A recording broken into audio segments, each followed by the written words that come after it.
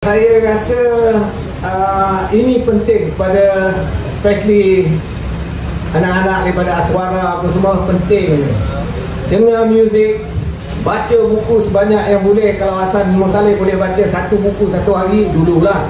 Sekarang dia dah kurang, tak pun sekurang-kurangnya dia dah baca beratus buku. Itu yang sebenarnya ilmu yang membantu kita menjadikan kita lain daripada pengarah ataupun teraja utama yang sedia ada. Contoh macam saya tak banyak buat filem. Filem saya yang saya consider saya punya sendiri dua, Kembara Seniman Jalanan tahun 86, Rozana Cinta 87 tahun 87, dan terkini Tobiro tahun 2017. Itu pun saya co-direct dengan seorang pengarah Sas Lani daripada Australia.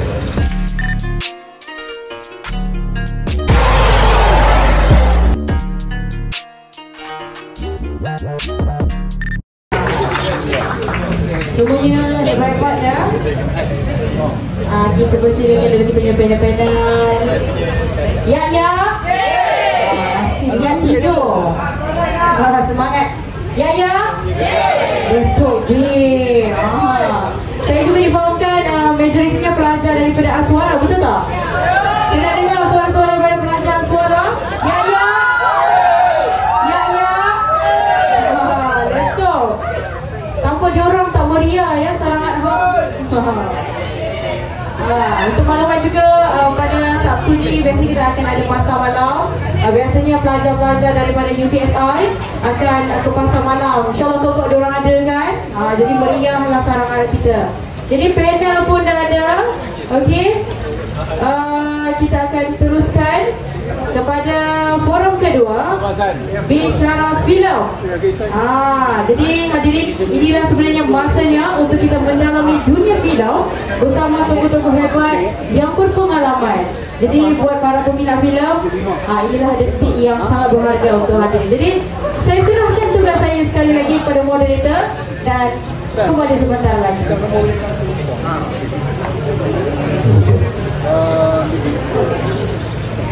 Bismillahirrahmanirrahim. Alhamdulillahirabbil wassalatu wassalamu ala asyrafil anbiya'i wal mursalin wa ala alihi wa sahbihi ajma'in. Rabbi ishrah li sadri wa yassir li amri wa hlul 'uqdatam min lisani yafqahu qawli. Alam nashrah laka sadrak wa wada'na anka wizraka allazi anqadha dhahrak wa rafa'na laka dhikrak fa inna ma'al usri yusra inna ma'al usri yusra fa idza faragta fansur wa ila rabbika farghab. Terima kasih saya ucapkan kepada MC untuk pengacara majlis kerana membenarkan saya untuk mengendalikan majlis buat bicara kita pada petang ini. Terima kasih juga ucapkan kepada tuan rumah Sarang Arhab Tanjung Malin, tu Saudara Amin juga ya, kerana menjemput saya dan panel pada petang ini. Terima kasih dan berikan tepukan gemuruh juga kepada pelajar-pelajar daripada Aswara Perusahaan Kreatif dan Filem kerana berjaya bekerjasama dengan Sarang Arhab untuk menganjurkan program yang sangat hebat ini. Saya pada petang ini saya ditugaskan, diamanahkan untuk menjadi moderator bagi program bicara filem. Saya perkenalkan diri saya dulu, kawan-kawan di media sosial dan di lapangan kreatif membagi saya Charlie lah. Nama betul saya Ali. Saya oleh orang Melaka, saya aktivis seni dan warisan. Saya bekerja dengan kerajaan. Saya grad di USM dalam School of Humanities, Majlis Sejarah. Jadi Pak Nasir Jani dan Pak Hasan Muntalib ni umpama cikgu dan bapa saya.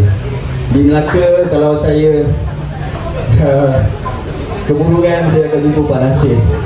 Dia Pak Hasan dan Pak Nasir ni macam saya punya Master Jedi dalam Star Wars. Ya. Okey tuan-tuan, Amin menghubungi saya menjemput saya untuk menjadi moderator pada petang yang berbahagia ini. Saya rasa sangat beruntung sebab saya dapat sepentas dengan cikgu-cikgu saya kan, untuk membicarakan tentang seorang legenda perfilman tanah air kita, iaitu arwah Abang Mamat yang telah meninggalkan kita pada 24 Oktober. 3 hari yang lepas 3 tahun. Jadi saya ambil keputusan untuk kita sama-sama membaca Al-Fatihah untuk sedekahkan kepada beliau. Al-Fatihah. Bismillahirrahmanirrahim. Bismillahirrahmanirrahim. Alhamdulillahirabbil alamin. Ar-Rahmanir-Rahim. Maliki yaumiddin. Iyyaka na'budu wa iyyaka nasta'in. Ihdinas siratal mustaqim. Siratal ladzina an'amta 'alaihim ghairil maghdubi 'alaihim waladdallin. Semoga doa Al-Fatihah ini sampai kepada roh-roh. Baik, mungkin ada adik-adik yang tidak mengenali siapa panel di hadapan ini. Kalau masih ada yang belum mengenali, saya nak kenalkan sekali lagi. Di sebelah kiri saya, Nasir Jani.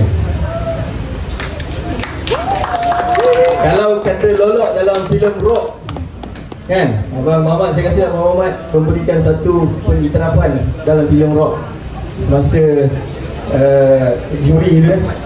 Lolok memperkenalkan Nasir Jani, bapa perfilman moden Melayu dan rockers yang sangat disenangi. Jadi saya tak perlu ucap panjang lah kalau dalam filem rock ya, pengiktirafan begitu. Kemudian di sebelah kiri paling sekali iaitu Pak Hasan Muttalib, bapa animasi negara. Animasi Sang Kancil. Dan juga baru-baru ni saya menonton filem Silat Legenda. Saya tengok balik Silat Legenda tu. Saya tengok kali pertama masa saya kecil. Kemudian bila umur 40 saya tengok balik, saya nampak betapa dahsyatnya filem Silat Legenda tu. Saya anggap Pak Hasan ni macam Andy Warhol, macam Alvin Toffler. Dia futurist. Sebab bila saya tengok balik Silat Legenda tu, apa yang ada dalam filem tu semua dah ada di Melaka.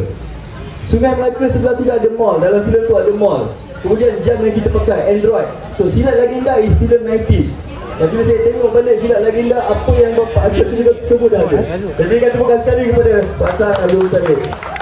Dan tadi saya nampak ada sastrawan negara lalu di hadapan saya. Berikan tepuk tangan kepada ibu kita, Kak Surina, dan anak-anaknya Puan Rohani, ya. Okay, terima kasih kerana hadir pada petang ini. Dan of course our legendary actor, voice over and everything. Saya tahu dia juga alumni Universiti Sains Malaysia yang saya segani, Ahmad Tamimi Sarega. Berikan tepukan yang murah pada. Saya lupa filem terbaru yang di Indonesia tu apa tajuknya. Perjalanan pertama. Pelajar-pelajar penulisan kreatif dan filem wajib tengok filem tu. One of the best movie yang pernah ada dasawarsa ini. Ya, kan. Okey, kita start kita bermula lah Kita bermula berbicara tentang filem. Bicara tentang filem. Saya nak tanya pada Pak Nasir lah Saya menonton filem rock ketika saya di universiti di tahun 1, Pak Nasir.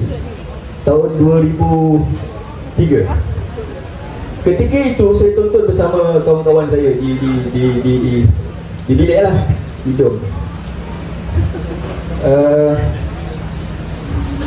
Semasa pertandingan dalam kugiran yang pertama itu, pengadil pertandingan itu tuan punya dewan dan Pak Amir Gurga dilantik menjadi pengadil bagi pertandingan rock, kugiran rock. Semua orang kelakar lah tengok Toke Panggung dengan pengadil kita masa tiba-tiba kena jadi pertandingan rock. Kemudian pada pertandingan akhir, pengadil pada juri hakim pada pertandingan kugiran pada pertandingan akhir adalah pertama sekali Gitar Hero pada tahun 90-an, iaitu Man Kidat. Kemudian Pak Nasir Jani yang mewakili figura rock and roll pada zaman itu. Dan yang ketiga adalah Amy Search. Of course, Amy Search adalah rockers terhebat pada era itu. Dan kita nampak pengadil itu sendiri pilih orang yang betul-betul mewakili rock pada zaman itu, orang yang memegang rock pada zaman itu. Dan ketika 90s, filem rock 2006, sebelum tu kita tak pernah nampak lagi Pak Nasir. Filem rock adalah cameo pertama Pak Nasir di dalam dunia filem selepas Pak Nasir disenyapkan secara terancam. Saya boleh cakap itulah sebab saya dah kata buku dia. Disejarkan secara terancang. Jadi boleh tak Pak Nasir cerita perjalanan bagaimana Abang Muhammad datang approach untuk jadi cameo kan? Macam saya kata tadi, kemudian mengiktiraf lagi, lolok datang dekat atas pentas, tidak lain dan tidak bukan Nasir Jani, bapa perfilman moden. Pada saya itu satu pengiktirafan daripada arwah Abang Muhammad, bapa perfilman moden, rockers yang disegani. Boleh Bapak kongsi dengan kita semua bagaimana kisah ini? Halo, Assalamualaikum. Sebenarnya kita tu tahun 2005 itu filem Mamat yang selepas Lambuana, Man Laksa, dan itu rock lah yang ketiga tak silap saya. Masa tu saya follow Mamat punya work, dan kebetulan Hasnul Rahmat yang berlaku sebagai Zack. Masa tu saya duduk di Melaka, saya dah macam-macam hal terjadi pada saya di KL sampai dah tak boleh cari makan, saya balik kampung. Saya dijemput Hasnul, dia kata Mamat panggil untuk cameo. Saya tak tahulah apa watak yang dia nak ni. Dan saya jumpa dia, saya ingat lagi di Ampang Point. Malam tu jumpa lagi pada pukul 9 malam sampai dekat subuh berbincang. Biasa tu. Jadi dia kata, "Yop." Dia bagi saya, "Yop, I nak buat watak ni you terbalik. Pasal sebelum ni you banyak melawan, sekarang you lawan quote-unquote kerajaan. Dia kata sekarang you watak ni you jadi pegawai kerajaan." Sudah, dia kata. Dengan clean cut dia apa semua. Lama saya kata, okey, bolehlah saya cakap. Dan dia lah manusia yang pertama yang mengambil balik saya. Saya dah bukan kata give up, tapi saya macam senang cerita dah meluat lah dengan industri masa tu. Jadi saya kalau boleh malah lah nak layan. Tapi Mamat panggil saya, dan saya ingat lagi malam tu dia cakap Hasnul Rahmat ada dan berapa kawan lain. Saya tanya dia, kenapa Mat, apa pasal lu nak buat filem rock? Dia kata, yang sebenar dia kata, it's my tribute, dia kata, pada Yop. Sebab dia kata, kalau tak ada Kembara Seniman Jalanan, iaitu filem saya yang pertama yang saya arah, dia kata takkan ada budaya rock, tidak akan ada pertukaran culture. Maknanya selepas Kembara Seniman Jalanan memang banyak perubahan dalam dunia hiburan kita, dan juga sikap anak-anak muda masa tu. Band banyak tumbuh, style pakai, rambut, sampai kerajaan pun terpaksa buat isu rambut apa semua. Jadi dia kata Kembara Seniman Jalanan is my inspiration, dia kata. Dan saya ingat setakat filem rock aja, rupanya selepas rock ada 3 lagi rock, siri rock, iaitu Rocko, Rock Bro, last kali Rock Naik Pedai. Jadi masa tu saya tak terfikir, rupanya apa yang Mamat cakap, dia mudah aja. Dia kata your film KST, Kembara Seniman Jalanan, is an inspiration. Maknanya dia kata kalau tak ada filem tu, dia kata gua tak boleh buat rock. Rupanya bukan dia buat 1 rock, 3 lagi dia tambah. Jadi pada saya itulah penghormatan yang tak ternilai, kerana Kembara Seniman Jalanan mencetuskan satu fenomena sampai selepas hampir masa tu dekat 30 tahun Mamat boleh buat balik. Saya ingat 1, rupanya sampai 4 rock yang saya gunakan bahasa paling senang, ibu roti dia tu Kembara Seniman Jalanan. Daripada ibu roti tu mencetuskan 4 filem rock yang lain. Jadi terima kasih. Jadi kalau nak tanya macam mana permulaannya, itulah permulaannya. Saya first time jumpa dia di Ampang Point, itulah yang dia kata, your film bro inspired me. Dan itulah perkataan yang memang Mamat, kalau tadi Amin tu semua moderator tanya apa kata-kata akhir ke apa, pada saya Mamat kata-kata dia kepada saya, iaitu dia selalu cakap, kita inspire each other. Kita jangan ada hasad dengki, jangan tengok member jangan inspire each other. Itu yang saya pegang dan saya rasa alhamdulillah semua pegang tu. We inspire each other. Itu dia. Baik. Inspire. Setuju, sangat setuju. Puan Mamat banyak kali dijemput menjadi juri reality TV, tapi tak pernah sekali pun dia menjadi juri dia memberi komen-komen yang tidak inspire orang. Dia sentiasa memberi kata-kata yang memberi perasaan dan inspirasi kepada orang lain untuk terus maju. Jadi saya nak tanya soalan kepada Pak Hassan. Kita tengok genre pilihan yang sering dipilih oleh Abang Mamat adalah parodi yang berlatar belakang komedi, parodi yang berlatar komedi. Antara yang saya faham kenapa saya rasa dia nak menyampaikan kritikan tanpa menyakitkan hati orang. Kalau parodi dengan komedi ni, kita nak kritik pun orang tak sakit hati, orang akan mentertawakan kembali diri mereka. Sampai Pak Hassan pun kena parodi dalam filem Zombie. Kamu bisa ke Hantu Kak Lima? Penulis skrip siapa? Penulis skrip Hassan Muttalib. Pengarah Hassan Muttalib. Pak Hassan tahu ke Pak Hassan nak kena parodi masa tu?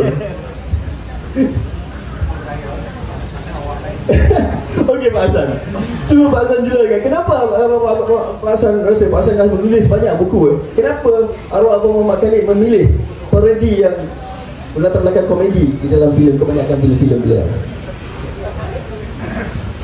Terima kasih. Setiap satu pengarah kita panggil raja utama, ya. Kita panggil katakan pengarah ataupun sutradara. Jadi setiap satu raja utama dia ada style sendiri dan ada gaya dia nak buat. Saya ingat lagi Uwi Alizari pernah cakap, dia kata walaupun seorang raja utama buat banyak filem, tapi akhirnya dia hanya menghasilkan satu je filem. Maknanya dia pilih subjek dia sama, cara penyampaian dia sama. Dan kalau kita tengok Uwi punya filem, dia hanya bercakap tentang satu dia, keburukan orang Melayu. Tapi kalau tanya dia, dia akan menafikan. Jadi dalam Hanyut kita nampak jelas. Okay. Jadi begitu juga tadi Muhammad, ya. Dia ni banyak baca buku. Di sekolah dia selalu dapat distinction dalam bahasa Inggeris. Sama macam saya. Maknanya kami ni kaki buku lah. Bukan makan nasi, makan buku.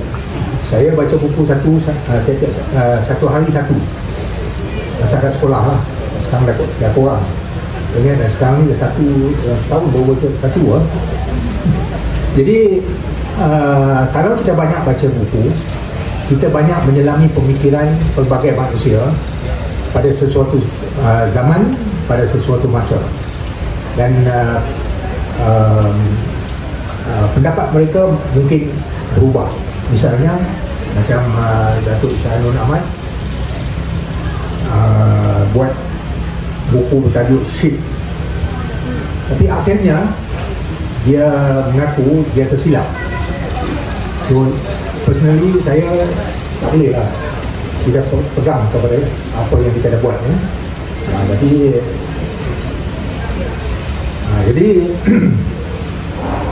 Piramli pernah buat parodi, tapi parodi hanya merupakan salah satu genre yang dia. Tapi Mamat punya filem parodi daripada awal sampai sekarang, sampai yang final film, ada juga yang pergi ke serius, maknanya itu dipanggil satira. Apocalypse X adalah satira politik. Bagaimana orang Melayu sudah buang dia orang punya budaya, dia orang punya pegangan, dan semuanya dia jadi manusia rakus.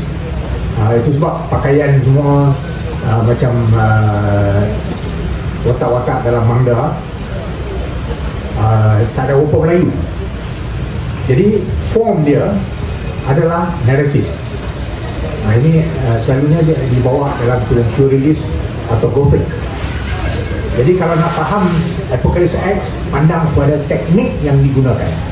Selalunya kita cuba tutup teknik, kita nak buat dia secara seamless. Jadi di sinilah kadang-kadang pengulas filem, pengkritik filem tersilap, kerana dia punya asas bukan sastra, dia orang tak tahu tentang teater dan banyak pergerakan dalam teater tu kan. Misalnya Bertolt Brecht, dia ada satu teori ni pakai distanciation. Dia cuba mengasingkan penonton daripada apa yang dilihat sampai dia orang digit. Dan mengikut pahaman teori tu, kalau orang tu begitu, dia akan jadi lebih objektif, maka dia akan lebih rasional dalam membuat penilaian tentang filem tu sendiri. Tapi di sini kita tak jumpa lah semua tu. Hanya dalam beberapa filem pendek. Satu yang dibuat oleh Alfie Palermo, tajuk dia The Idiots, filem pendek dia. Satu lagi yang dibuat oleh Abro Rivai, tajuk dia Cerita Farida dan Rakan-Rakan di UiTM, filem graduan dia. Dan yang ketiga, Hasnul Rahmat dengan filem The Angry Young Pig, masa dia di Akademi Filem Malaysia. Tiga filem ni dia hayun establishment, dia hayun faculty, dia hayun pensyarah-pensyarah, tapi tak nampak. Kenapa? Kalau kita melihat naratif tak jumpa, so kena lihat pada teknik. Tapi itu memerlukan satu pandangan yang sangat berbeza. Jadi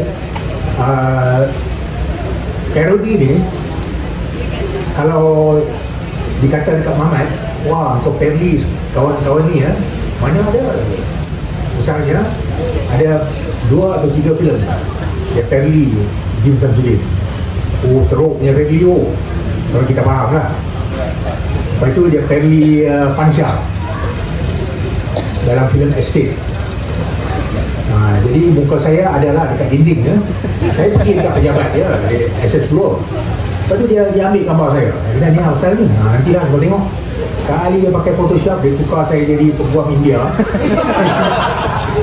Gambar dia letak di belakang macam Gandhi dalam filem Tamil.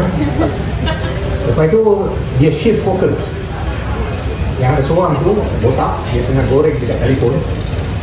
Tapi dia shift focus pergi ke muka saya pandang macam ni. Lepas tu dia shift balik fokus, maknanya saya sebagai pengkritik filem, dan cerita tu, Estate tu adalah tentang manusia-manusia yang terlibat dalam industri filem. Dan yang botak tu itu Pansha lah. Lepas tu dalam tu ada Roshamno, tahu kan Roshamno kerja dengan dia dulu, tapi dia jadi footballer. So sebelum dia nak masuk ke Padang, dia kata apa? Non-Oro Malaysian. Orang kalau tak tahu lah kan. Itu filem Pansha yang pertama, aku seorang orang Malaysia. Tapi Kamarul menjadi kuncu Pansha lah dalam cerita tu kan. Itu sebenarnya dia aluan lah.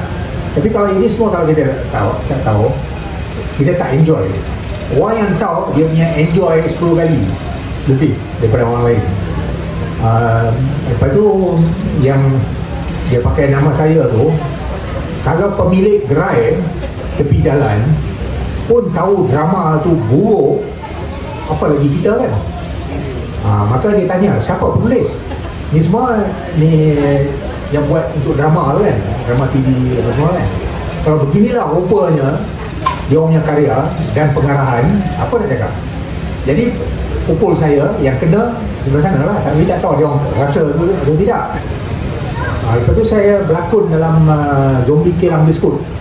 Saya pakai template card, naik basikal, pergi beli ni dekat apa kan nama si Cina tu. Akhirnya tak pakai. Kenapa? Ending dia lain. Saya bergaduh dengan Dr. Abu Hassan dekat UN dengan menggunakan tajuk-tajuk berita. Saya sebut, jangan dengar cakap Dr. Abu, dia tu zombie. Dia jawab, Hassan itu sebenarnya zombie. Semuanya buang. Pasal apa? Dalam the editing, marahnya Mamat kepada seorang di satu universiti di Shah Alam.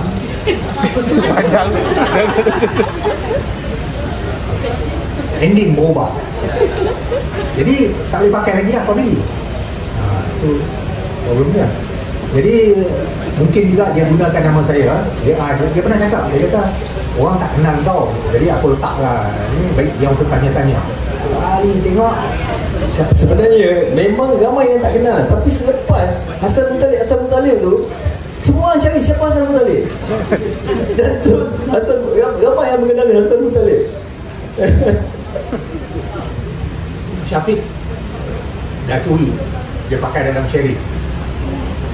Masa dia bentuk soalan, so dia copy Muhammad lah. Kalau saya copyright nama saya, saya. Terima kasih. Akhirnya terjawab. Okay, seterusnya saya nak tanya pada Pak Nasim. Okay, selain pada parodi, kita lihat sejarah juga menjadi satu subjek yang menjadi pilihan. Kita boleh tengok pada filem Lang Buana adalah sejarah purba. Kemudian kita lihat Kala Malam Bulan Mengambang. Kala Malam Bulan Mengambang Noah filem yang black and white, latar belakang 1950. Dalam 1950-an. Kemudian Man Laksa 1970s. Dia punya latar belakang. Kemudian Rock 80 dan 90. So nampak jelas yang Abang Muhammad ni seperti Pak Asgar. Jadi orang yang membaca dan dia menggunakan sejarah, latar belakang sejarah tu dalam filem dia. Boleh Bapak ulas sikit tentang dia?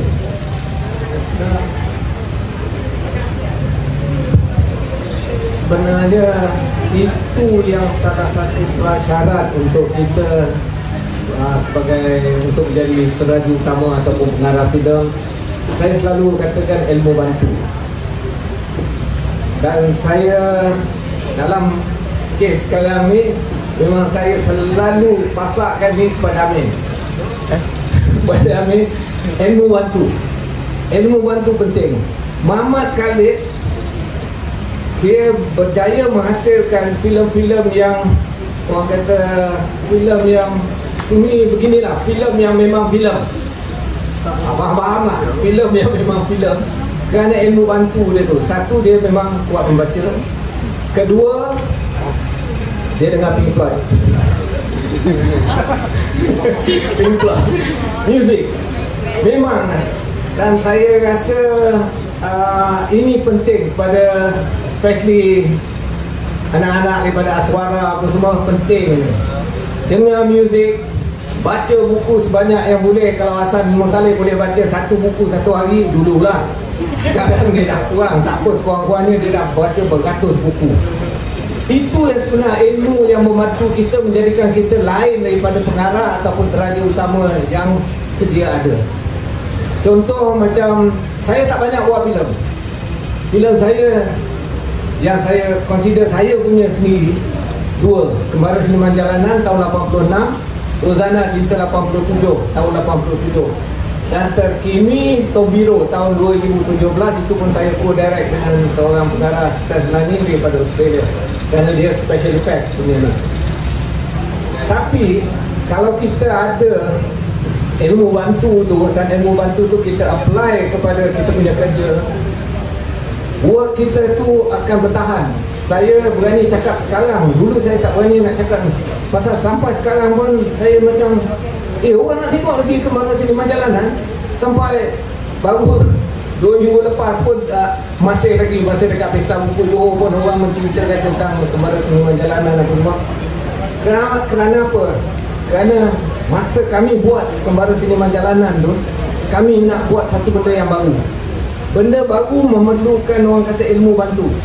Maknanya kalau muzik, sebelum tu muzik, pasal Pak Hasan pun dah sebut tadi, saya memang golongan yang terpaksa cerita. Kalau kita nak maju ke depan, kita mesti melawan benda yang ada masa tu.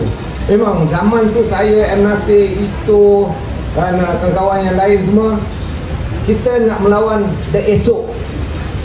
Maknanya siri-siri esok masih ada. Esok untuk siapa? Dia ada esok. Kita dah tak main lagi esok. Kami nak bawa benda yang sealiran yang dimulakan oleh Datuk Rahim Razali, iaitu Abang.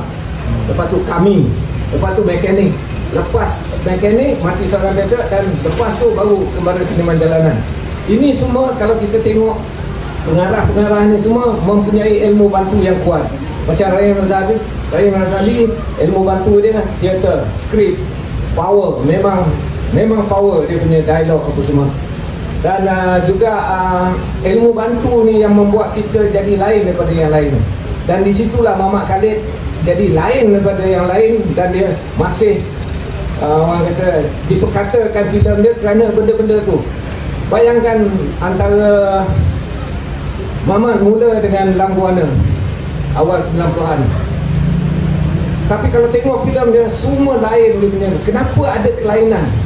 Walaupun dia guna parody, dia guna komedi, Sang kata tadi dia mengenakan orang tak sedar, orang ketawakan diri sendiri kerana ilmu bantu tu. Yang sebenar saya, kalau generasi saya bermula, maknanya saya boleh katakanlah Datuk Rahim Razali, Hafsyam tu semua contemporary saya, Syahini Baba, Anman Saleh.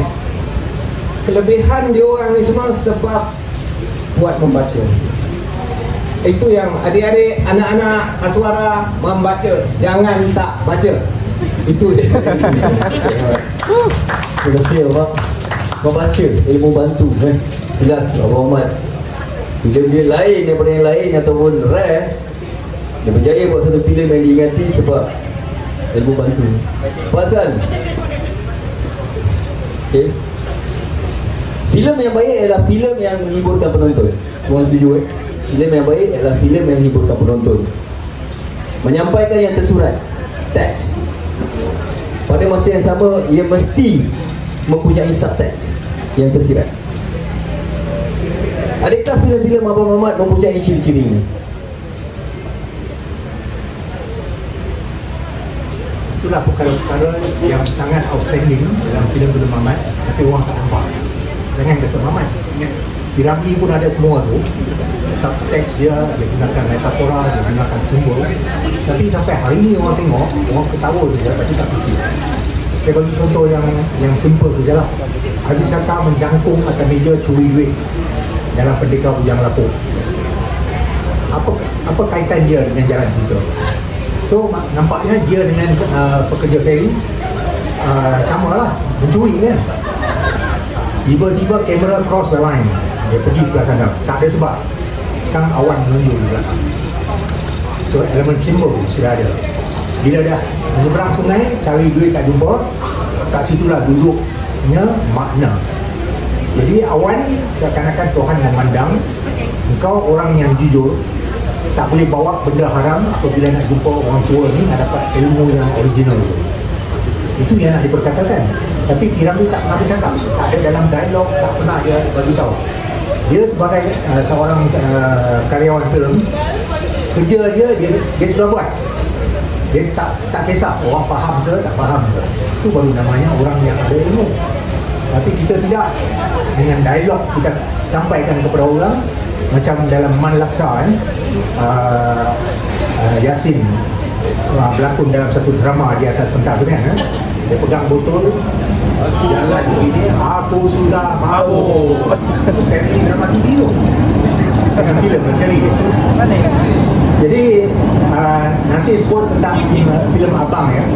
Filem Abang sangat outstanding sampai sekarang. Jadi balik saya nak sentuh sikit tentang yang soalan kepada Nasir ya. Ini penting untuk student-student ni. Saya mengajar satu kursus di Aswara. Tajuk dia Silsilah Penceritaan dalam Filem.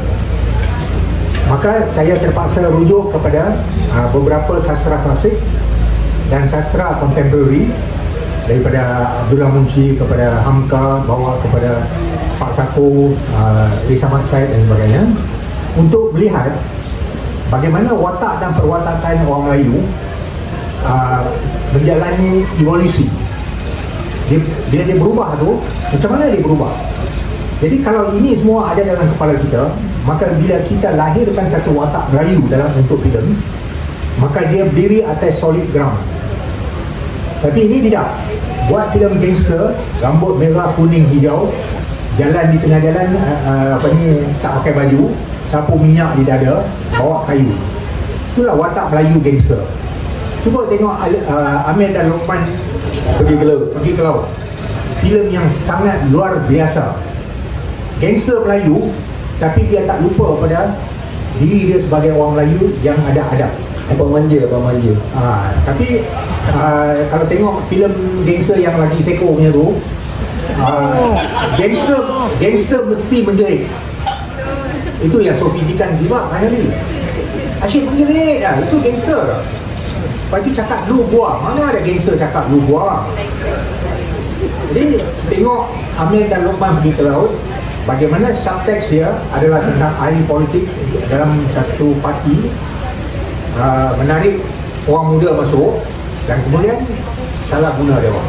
Dan itu tema tu kita nampak dalam Manak Karaoke. Tengok satu geng datang semua kita tahu lah parti mana yang mewakili tu. Something. Jadi filem ni banyak diri pada tamadun kita. Dia filem yang kuat, dia beri atas tamadun orang yang buat filem. Jadi kalau kita tak tahu tentang sastra kita, sejarah kita, asal usul kita, bila kita menulis kosong lah benda tu. Itu sebab ada sastrawan yang diangkat pasal apa? Pasal elemen ada. Okey, balik kepada Filem yang menghiburkan, filem yang baik dia menghiburkan, ada teks dan ada subteks. Okey. Adakah filem perkara itu ada dalam filem Abang Muhammad? Ambil nombor satu, menghiburkan. Orang biasa ketawa macam nak mampus, tapi saya ketawa, saya nampak lain. Maknanya ada dua aspek hiburan. Satu hiburan yang emosi, pakai emosi lah. Yang satu intelektual. Jadi bila dia buat lawak, tapi lawak dia ada macam tau di tangan Mamat, maka kita ketawa lagi kuat pasal kita tahu dia tuju kepada siapa. Yang kedua, dia mesti memperkatakan sesuatu walaupun cerita sejarah 1000 tahun dulu, tapi dia memperkatakan tentang sesuatu yang sedang berlaku dalam negara pada masa filem itu juga. Ini sebab Puteri Gunung Lidan gagal sebagai filem. Tak ada apa, kosong. Tapi kalau kita tengok kita nampak jelas Dasar ekonomi baru punya peralihan. watak tu cukup kuat. Kenapa? Datangnya daripada kita. Dan kita punya latihan bukan macam yang berlaku jadi bomo dalam Hantu Kat Lima. Saya kata dekat Mamat, Afsal kau ambil dia ni tak boleh berlakon. Tak sebut nama. Dia tak boleh berlakon. Nanti yang tengoklah, rupanya itulah tujuan yang dia ambil tu. Dia berlakon macam dia berlakon. Punya bijak Mamat. Ada lagi 2 orang lah yang saya sebut juga. Semua box office dengan bayaran tertinggi tapi muka-muka macam Bapak Effendi, Amirul Effendi, semua tak laku. Tetap terus. Kalau itu muka pecah. Muka pecah. Muka pecah rumah. Jadi yang ketiga, sesuatu filem tu mesti menampakkan budaya sesuatu bangsa atau negara. So kalau kita tengok filem Jepun, saya punya favourite filem Jepun dan favourite director saya adalah Yoji Yamada yang anda tak pernah dengar. Tapi kalau dah tengok, pengsan, kena tunjuk kat sini tau. Yoji Yamada. Saya jumpa dia tahun 2015. Umur dia 83 dekat Toei Studio di mana dia buat Godzilla. Dia kata apa? Minggu depan saya nak mengarah filem saya yang seterusnya, datanglah. Apalagi dia duduk macam ni, saya duduk belakang dia, pasal dia tengah itu kira luar biasa.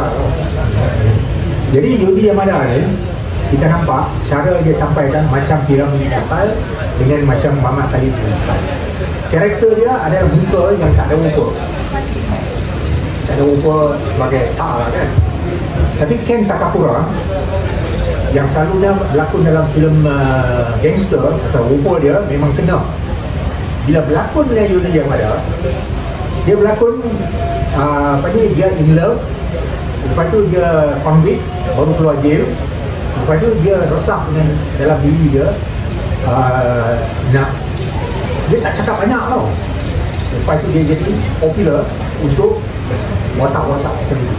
So kalau tengok watak-watak dalam filem Mamat semuanya muka tak laku. Okay? Tak ada penerbit yang nak ambil ni. Tapi dia ambil, lepas tu dia bagi satu perwatakan begini. Ini yang kita panggil archetype. Dalam teori ahli psikologi Carl Jung daripada mana? Jadi dia kata archetype dalam kamus dewan sesuatu yang berulang-ulang. Jadi kalau zaman dulu ada orang yang dipanggil guru, hari ini pun ada. Bila sebut saja guru, dalam kepala kita apa yang kita nampak?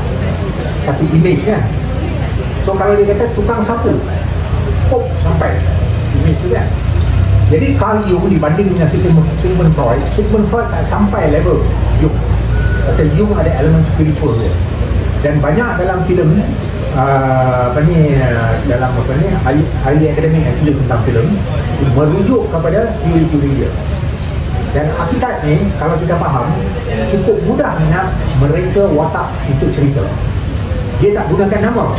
Tukang sapu, penggali kubur, guru, ibu, bapa, atuk dan sebagainya. So bila kita menulis, kita letakkan archetype. Dan archetype ini juga berkaitan dengan event-event. Misalnya kalau ada convention, convocation, semua pakai baju sakas. Saya pun dulu saya pergi pakai baju sakas. Kali saya pula kena pakai. Dia akhirnya bagi honorary masters. Aku tak tahu nak buat apa dengan benda ni. Aku pun jalanlah macam zombie, slow, tak boleh ketawa. Jadi zaman dulu kalau Knights of the Round Table itu juga lah yang jalan masuk, tak boleh ketawa kan? Jadi hari ni elemen-elemen archetype ni dari zaman dulu sampai sekarang dia berulang. Maka kita kena lihat dalam benda tu. Dan ini elemen primordial. Makna primordial ni zaman dulu je. So bila saya buat Sang Ganjil dan Monyet, 3 shot yang pertama adalah hutan yang belum ada sentuhan manusia. Begitu cantik. Jadi orang akan terasa. Dan bila saya buat Sidat Legenda, begitu juga elemen hutan ni menonjol. Jadi inilah image yang kita kena lahirkan, yang archetypal image, untuk menarik perhatian atau perasaan penonton. Dan hero pula ada elemen archetype. Kalau archetypal hero, hang tua, dia tak akan buat salah, dia tak akan khianat pada raja kerana dia dah berikrar, hidup aku, mati aku hanya untuk raja, untuk sultan. Lepas tu hari ni keadaan dah lain, maka ada hero berbagai macam. Anti-hero, unlikely hero, reluctant hero. Sekarang kita ada trickster hero. Trickster adalah satu elemen archetype. Mana trickster ni, dia tak berkelakuan macam hero biasa. Jadi Iron Man, Fast and Furious, dia ni hero tapi tak tahu apa hero. Pelik orangnya. Jadi yang mana yang belajar dekat universiti sekarang ni patut menyelami elemen-elemen ni semua, termasuklah beberapa ahli mitos yang menyelidiki mitos dan sebagainya, seperti Joseph Campbell, Mircea Eliade, Ferdinand de Saussure, Vladimir Propp, banyak. Dan kalau kita tengok yang dia cerita tu samalah dengan apa yang ada dalam kita punya cerita legenda, apa ni kayak tuang, apa ni Roma Hawangga dan sebagainya. No compromise. Pasal semua dalam otak dia.